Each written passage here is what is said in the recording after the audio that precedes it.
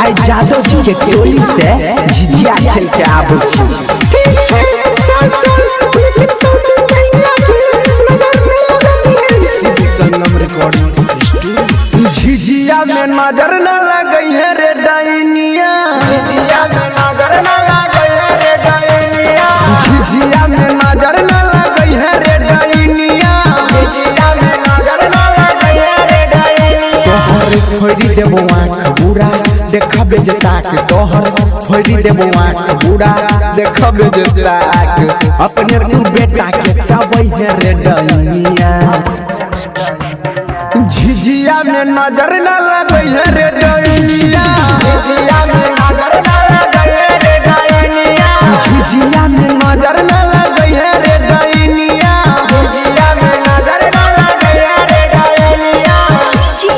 विकास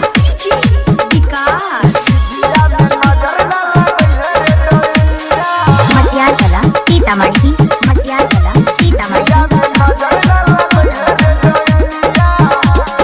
खइबे त कोडैनी कोतरा मछरिया परी जे नजर त मुँह करबौ करिया।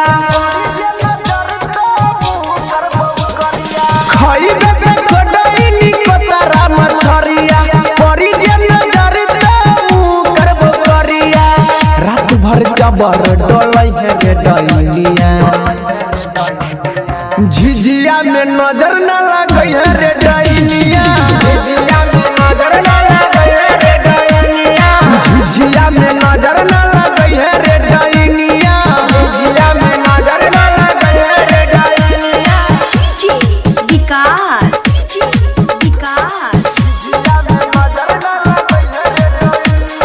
मटियाला सीतामढ़ी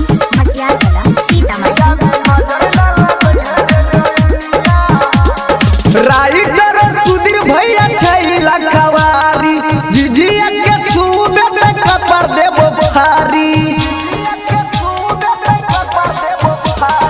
राइटर सुधीर भैया छैला खवारी, झिझिया के छूबे त कपर देबो भारी।